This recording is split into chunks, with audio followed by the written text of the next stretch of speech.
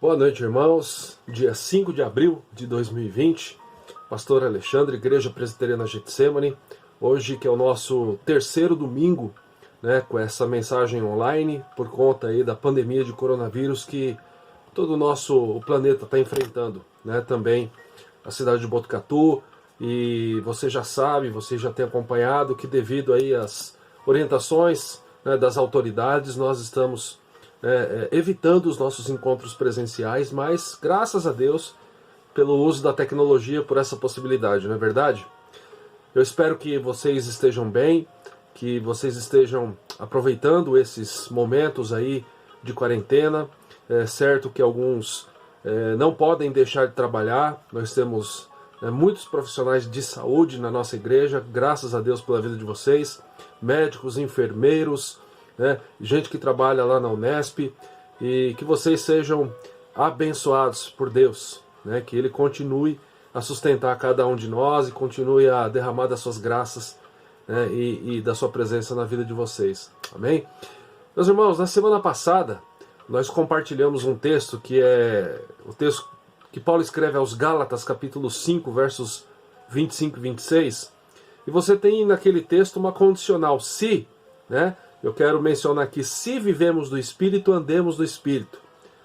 Então o que Paulo estava dizendo lá, se você anda, que você viva de acordo. E eu acredito que a mensagem de hoje, ela também, de certa forma, é uma continuidade do assunto que nós estamos tratando semana passada.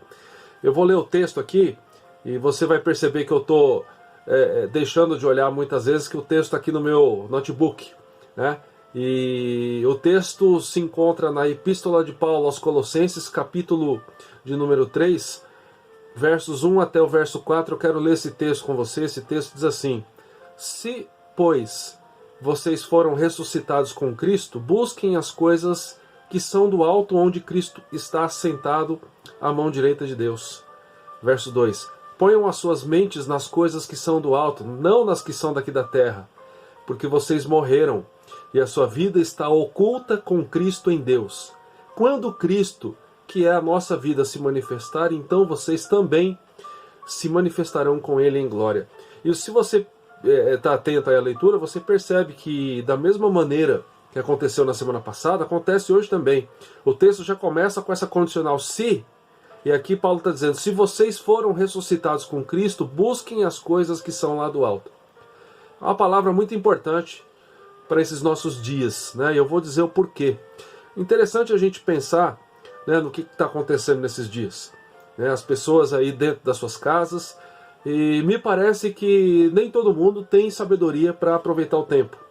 Me parece que essa oportunidade de estar em casa, ao invés de ser utilizada de uma forma um pouco mais sábia, ou seja, aquele contato mais pessoal com os nossos queridos, com a nossa família, as pessoas se vendem o tempo todo em rede social ali, e como nós afirmamos aí na semana passada, na mensagem, aquele probleminha do ego, fazendo com que eu não aceite de forma nenhuma uma opinião contrária. Mas, meus irmãos, mais uma vez a palavra está dando essa condicional para nós. Se nós fomos ressuscitados com Cristo, e aqui Paulo está afirmando isso, nós devemos buscar as coisas lá do alto, onde Cristo vive. E aqui eu acredito que nós temos uma enorme oportunidade. Toda essa situação, toda essa pandemia, todo esse desespero que tem tomado conta de toda a população mundial, para a Igreja de Jesus, ela deve ser enxergada como uma grande possibilidade da gente ter a nossa fé renovada, ter a nossa força aprofundada, e a gente precisa lembrar disso. Eu já mencionei aqui nas lives, que lá no curso no Ibipregal, onde eu ministro História da Igreja, quando a gente fala do começo do cristianismo, algo que foi muito interessante foi que esse movimento, ou seja, o próprio cristianismo, ele sempre cresceu em toda a história da igreja, enquanto ele enfrentou oposição, enquanto ele enfrentou adversidade. O Nichols, no seu livro História da Igreja, ele vai dizer o seguinte, que não apenas os grandes nomes da história foram cruciais para que o cristianismo crescesse, mas cristãos comuns, gente da comunidade, gente do dia a dia. que tinham uma convicção de união com Jesus, foram pessoas cruciais para o cristianismo ter o impacto, o tamanho que ele tem hoje nos nossos dias. Eu sempre gosto de falar e mencionar um pouquinho sobre o texto que nós estamos lendo. Colossenses é uma carta que foi escrita pelo apóstolo Paulo, aproximadamente no ano 60 depois de Cristo, e eu gosto muito de trazer à memória aqui qual era o propósito e quais as verdades fundamentais. Então, o propósito dessa carta: afirmar e explicar a supremacia e a suficiência de Cristo em oposição a todos os outros poderes e tentativas para obter a salvação. Se a gente pegar esse propósito e trazer para o que nós estamos vivendo hoje, Cristo é suficiente para nós. É certo que a Bíblia mesmo diz que toda autoridade foi instituída, constituída por Deus. Depois você leia lá o capítulo 13 da Epístola de Paulo aos Romanos.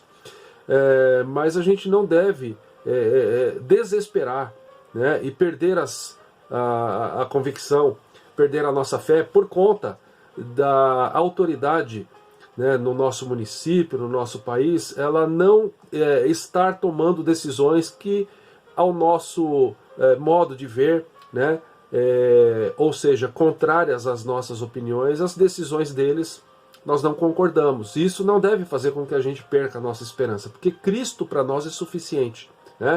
Como verdades fundamentais, essa carta vai dizer o seguinte, exatamente isso: Cristo é supremo sobre toda a criação e sobre toda a igreja. É Jesus quem está no controle de todas as coisas. Olha lá, os cristãos, eu e você, nós não devemos ser confundidos pelos falsos credos que misturam fé verdadeira com falsas religiões e nem com filosofias. Então, independente daquilo que as pessoas dizem em rede social, a nossa fé está alicerçada na palavra de Deus e não em opiniões alheias. Às vezes a pessoa diz o seguinte: olha, eu tenho uma titulação aqui, e querem esfregar na nossa cara assim: eu sou doutor em filosofia, eu sou doutor em ciência política, então por conta disso você deve atentar somente aquilo que eu estou dizendo, como se isso fosse aquilo que direciona a nossa vida. Não é. A gente tem a oportunidade de lembrar disso, que direciona a nossa vida é a palavra de Deus. Os cristãos devem viver na dependência de Cristo e não de outros poderes.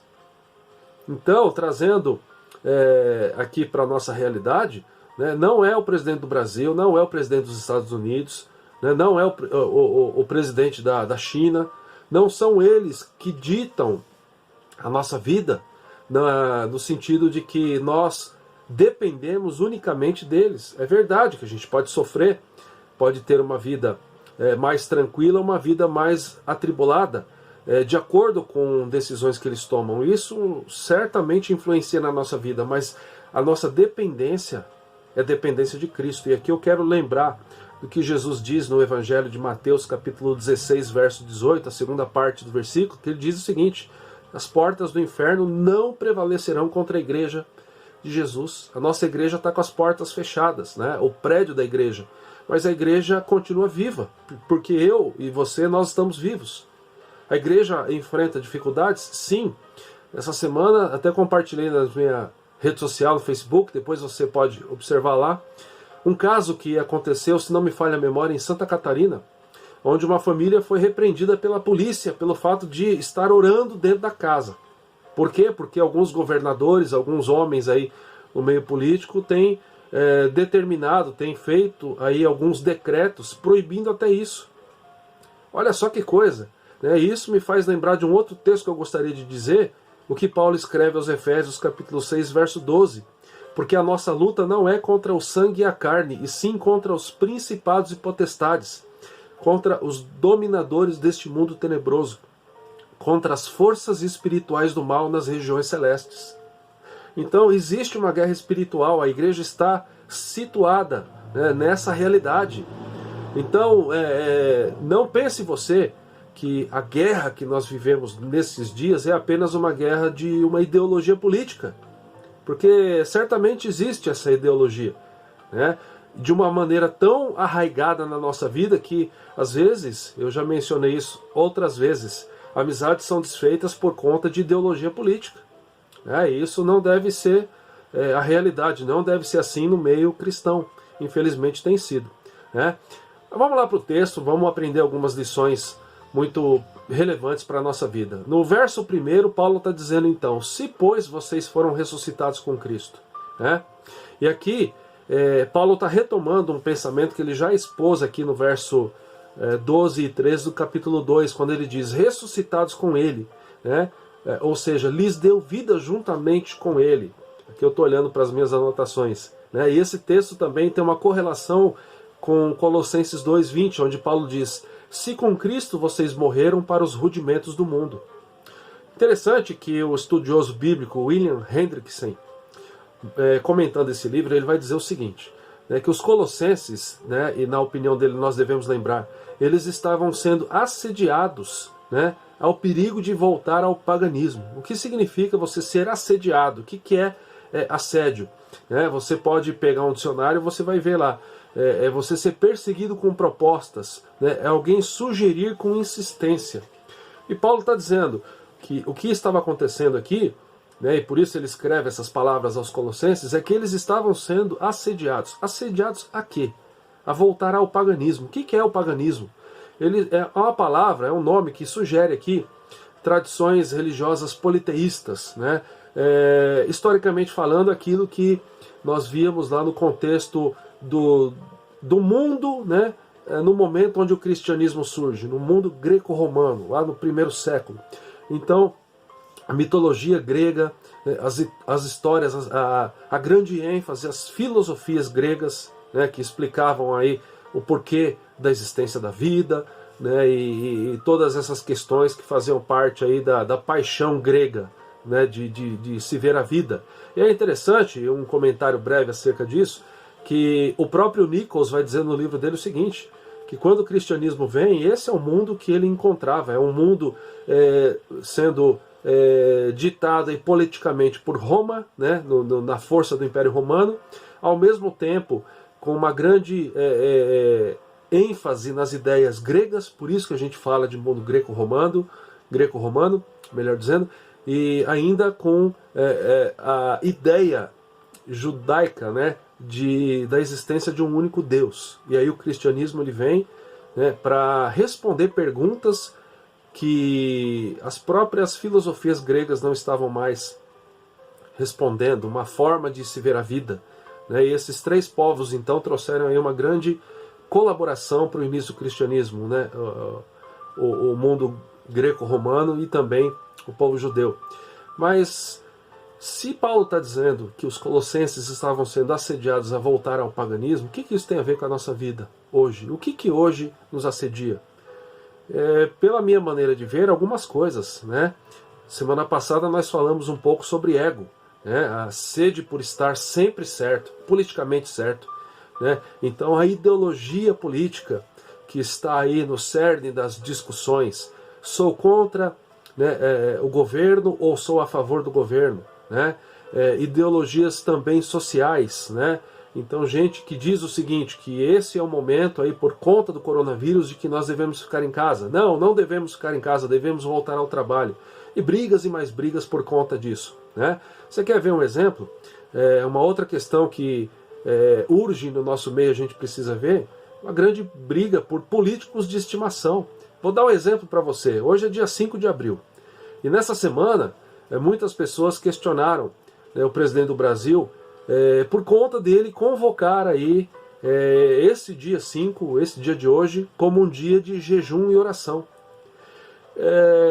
Em outros momentos eu ouvia muita gente dizer que bom que seria que todo o governo ele insistisse para que a igreja orasse, né?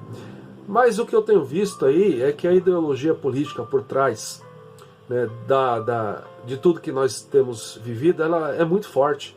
Para você ter uma ideia, então, e aqui eu não sou, eu não tenho político de estimação, que fique bem claro, eu não acredito que é papel da igreja ter político de estimação.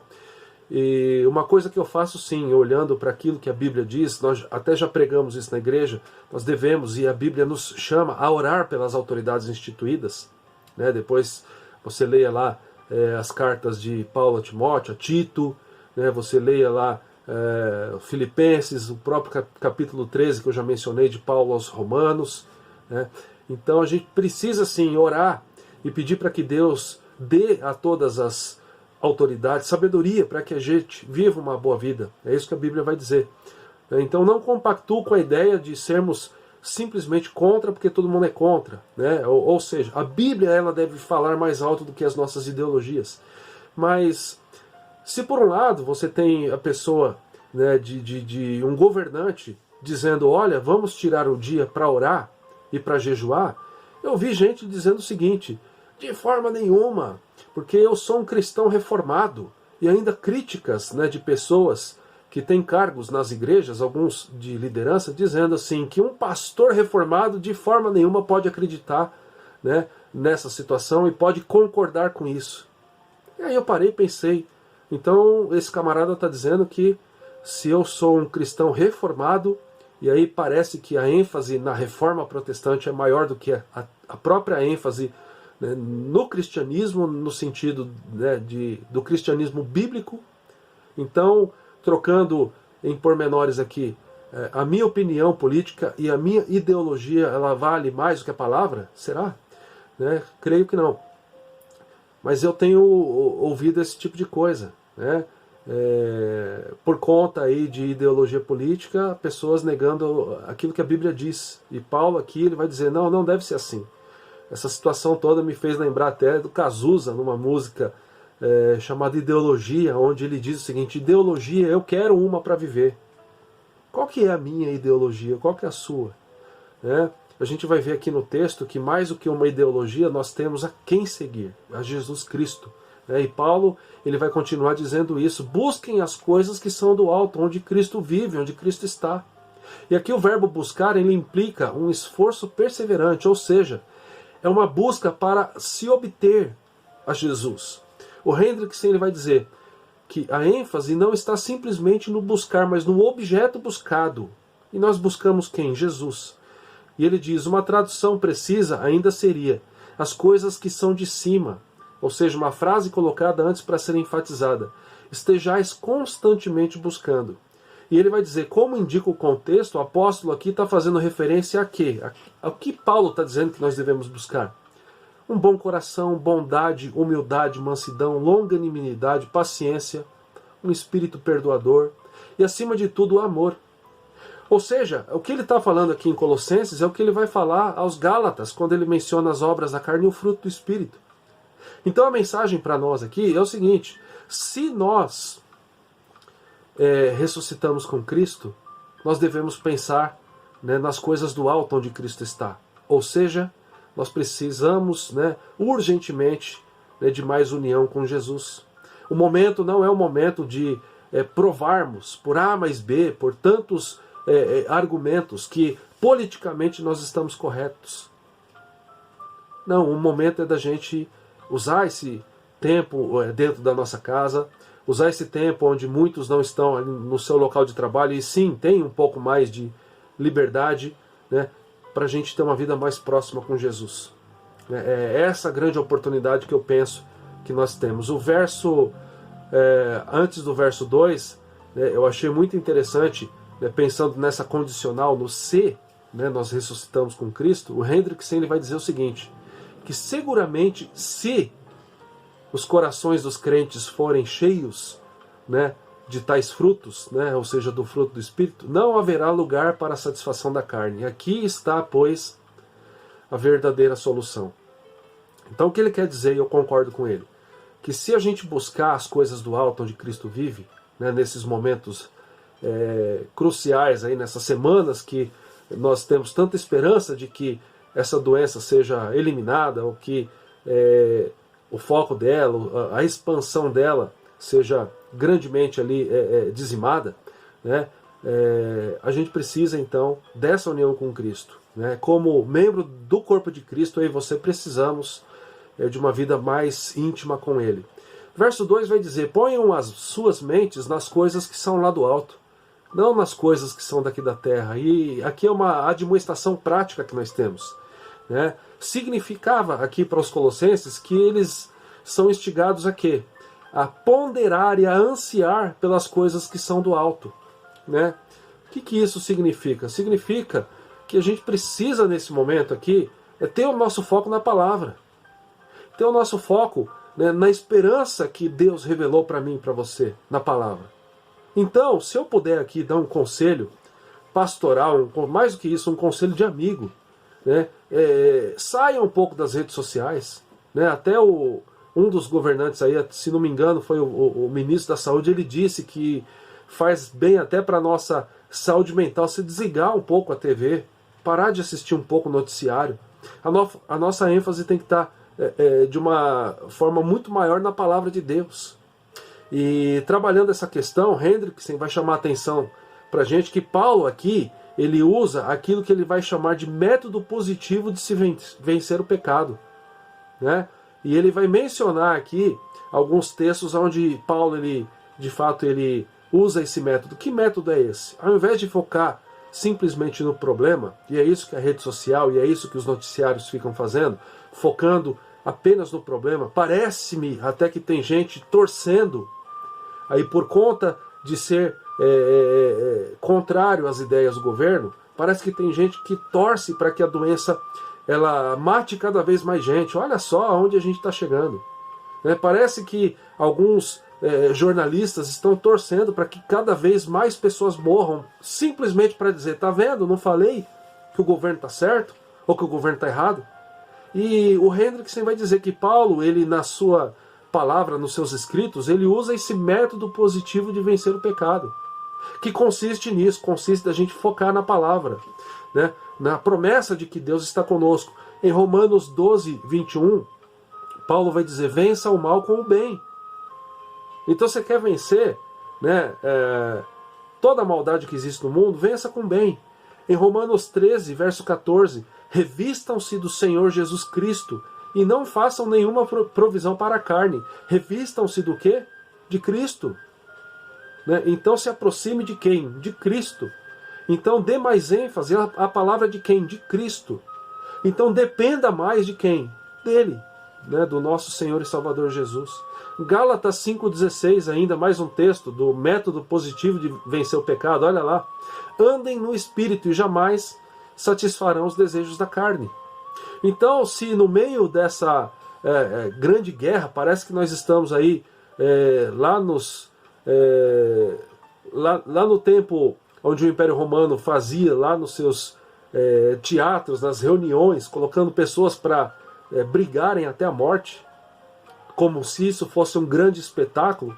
Se nós não temos mais aí esses gladiadores, né, dentro desses teatros romanos, nós temos aí gladiadores nas redes sociais. Gente que briga porque fulano foi no mercado. Então parece que no mercado é um grande perigo. E, mais uma vez eu digo, a gente precisa tomar cuidado, mas ir no mercado todo mundo precisa. Mas simplesmente este fato tem gerado aí controvérsias das piores aí, gente falando coisa que não deveria, e muitos cristãos. Será que não está no momento da gente se apropriar mais do que a palavra diz? Né? Amor, né? Companheirismo, né? Você considerar a pessoa, a Bíblia diz, considere o próximo, né? Superior a você mesmo. Não permita com que a vanglória tome conta da sua vida. Ou seja, aquele tipo de situação onde nós agimos assim. Você sabe com quem que você está falando? Abra mão disso, meu irmão. A gente precisa depender mais de Deus. Filipenses 4, versos 8 e 9. Quanto ao mais, irmãos, tudo que for verdadeiro, respeitável, justo, puro, amável, de boa fama, pensem nessas coisas. E Paulo diz, e o Deus da paz estará com vocês. Então eu vejo aqui que a igreja tem uma grande oportunidade de relembrar, né, o que o Deus que está no controle de todas as coisas está fazendo. Ele está nos dando essa oportunidade de dependermos mais dele, de sermos guiados pela palavra dele. E Paulo deixa isso claro ainda nesse texto, quando no verso 3 ele diz o seguinte, porque vocês morreram e a sua vida está oculta com Cristo em Deus. Sabe o que Paulo quer dizer aqui? Algumas verdades. Em primeiro lugar, ele estava dizendo que os colossenses estavam mortos e sepultados. O primeiro chamado que eu e você temos para seguir a Jesus é o chamado para morrer. E a Bíblia vai ensinar, a teologia vai ensinar que quando Cristo morreu, né, nós morremos com Ele, quando Ele ressuscita, nós ressuscitamos com Ele. Então, o que Paulo estava dizendo para os colossenses é que se por um lado eles estavam mortos e sepultados, por outro, não eram mais eles quem viviam, mas era Cristo que estava vivendo neles. Falando para, não toda a cidade de Colossos, claramente, falando para a igreja, para os cristãos ali. Para os cristãos ali também para nós. Eles estavam mortos para a sua velha natureza e para o mundo governado pelo pecado. E eu e você? Será que isso vale para nós também? Certamente. Nós estamos mortos, né, para o pecado.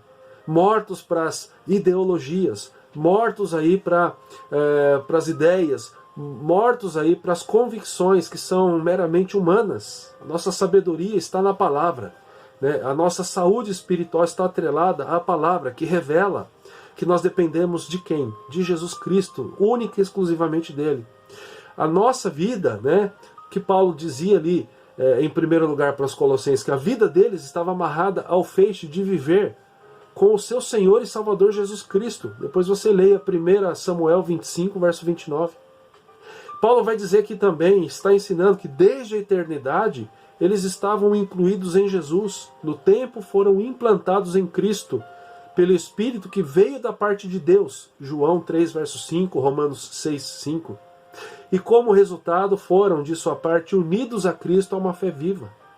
Paulo está ensinando também que a nova vida dos colossenses ela está oculta com Cristo. Ela está encoberta para o mundo e é indestrutível, é eterna. Sabe outra coisa que eu e você precisamos ponderar e precisamos refletir com mais seriedade?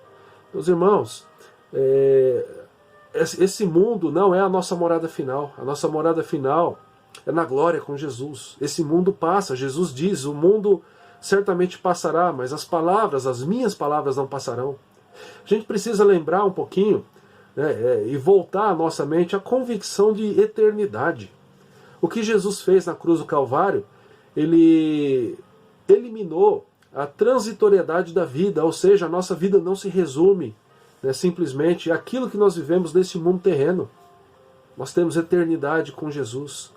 Né? Então, a gente lembra de Jesus também no Evangelho de João dizendo que no mundo nós passaríamos por aflições, mas tenham um bom ânimo, ele diz, eu venci o mundo. Né? Porque aqueles que o Pai me deu, destes, nenhum será esquecido, nenhum será lançado fora. Eis que eu estou com vocês todos os dias. Me parece que às vezes a preocupação que nós temos, ela é uma preocupação completamente igual à preocupação de pessoas que não conhecem o Evangelho. Estamos preocupados simplesmente, ou melhor dizer, estamos muito preocupados, né, com o perigo que nós estamos correndo aqui com o coronavírus. Precisamos cuidar da nossa vida, sim, mas eu tenho certeza que refletir no grande presente que Jesus conquistou para nós na eternidade, isso tranquilizará o nosso coração. Por isso que Paulo vai dizer, não pense nas coisas aqui deste mundo, pensem, né, nas coisas, né, eternas, pense na eternidade, é isso que a gente precisa lembrar. E ele vai dizer que embora o mundo jamais será capaz de perceber a intimidade dessa relação de eternidade com Jesus, né, existe ainda aquilo que ele vai dizer no verso 4. Quando Cristo, que é a nossa vida, se manifestar, vocês também se manifestarão com Ele em glória. O que esse versículo vai ensinar para nós? Em primeiro lugar, que Cristo é a nossa vida. Quando Cristo, que é a nossa vida, se manifestar. Dizer aqui que a nossa vida é extensão da vida de Cristo é algo que requer aqui algum cuidado. Nós e Jesus não somos o mesmo em essência, né? Ou seja, não somos completamente iguais a Cristo ainda, aqui nessa vida, neste mundo, né? Assim como o Cristo e o Pai são. Mas o que Paulo está querendo dizer? Que nós também seremos manifestados com Ele em glória. Quer dizer que a vida de Cristo, logo, o próprio Cristo é, entretanto, a fonte e o padrão da nossa vida. Ou seja, por meio do Espírito Santo e da fé dada pelo Espírito, Cristo está mais intimamente ligado a nós e nós a Ele. Aqui a expressão Cristo a nossa vida deve, portanto, ser explicada à luz de textos semelhantes aos que seguem a estes textos. Por exemplo, João 14, 19. Porque eu vivo, vocês também viverão. Olha aí a união que nós temos com Jesus. Segundo aos Coríntios 4:10, nós estamos sempre levando no corpo o morrer de Jesus, para que também a vida de Jesus se manifeste no nosso corpo, né? Ainda Gálatas 1, versos 15 e 16, foi o bom deleite de Deus revelar o seu Filho em mim. Cristo vive em mim, Gálatas 2:20. Aquilo que Paulo diz na segunda carta aos Coríntios, capítulo 3, verso 18, meus filhinhos, por quem de novo sofro na mesma imagem de glória em glória, como pelo Senhor o Espírito. E também Filipenses 1:21, pois para mim o viver é Cristo e o morrer é lucro. Então o que esse texto está dizendo?